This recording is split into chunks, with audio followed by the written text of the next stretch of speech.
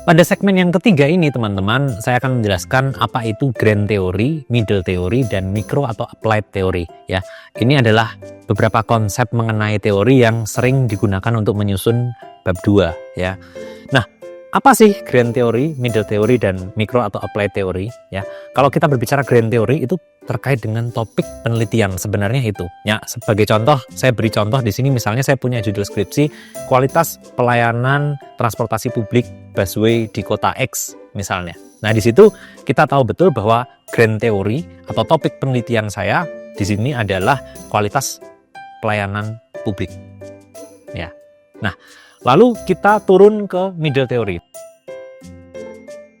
Tadi grand theory di atas, nah ini middle di tengah begitu. Ya, middle theory ini adalah teori yang berkaitan dengan subtopik penelitian kita, ya, yang terkait dengan kasus nantinya. Nah, di sini misalnya tadi kita punya judul kualitas pelayanan transportasi publik busway, ya, dan kita tadi punya grand teorinya adalah kualitas pelayanan publik, sehingga kalau kita berbicara middle teorinya di sini adalah kualitas pelayanan transportasi, ya, lebih spesifik dibandingkan grand teori tadi. Ya, dan pada akhirnya kita masuk ke micro atau applied theory. Apa sih micro atau applied theory? Micro itu sangat kecil gitu ya, sangat spesifik ya. Applied itu artinya siap diaplikasikan. Jadi perlu dipahami micro teori atau applied theory ini adalah teori yang siap digunakan sebagai kerangka analisis ya, terutama di penelitian kuantitatif ya. Tetapi di penelitian kualitatif biasanya micro atau applied theory ini adalah batasan konsep yang paling spesifik yang digunakan ya. Kalau tadi misalnya kita berbicara tentang kualitas pelayanan transportasi yang itu deskriptif kuantitatif, tentu kemudian micro atau applied teorinya adalah teori terkait dengan kualitas pelayanan transportasi publik yang siap digunakan. Misalnya ada teori yang bilang bahwa Mas Sakti tahun 2020 misalnya menjelaskan bahwa terdapat 3 dimensi ya terkait dengan kualitas pelayanan transportasi, yaitu A, B, dan C. Ya, kita akan menjelaskan itu dan kita akan membuktikan itu sehingga itu masuk ke kuantitatif ya. Sementara kalau kita berbicara kualitatif, misalnya kita ingin melihat bagaimana sih sebenarnya pengelolaan sistem transportasi publik busway tersebut ya. Dan kita menggunakan konsep yang paling spesifik ya. Misalnya apa yang mau kita lihat? Yang ingin kita lihat misalnya sistem akuntabilitasnya.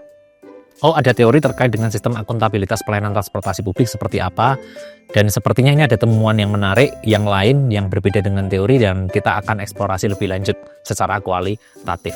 Nah, biasanya sebenarnya kebingungan teman-teman itu ada di micro atau applied teori ini ya, teori yang siap digunakan ya. Jadi saran saya, tips saja, teman-teman pegang dulu ya, atau temukan dulu micro atau applied teorinya. Kira-kira seperti itu. Caranya seperti apa? Nah, menariknya apa?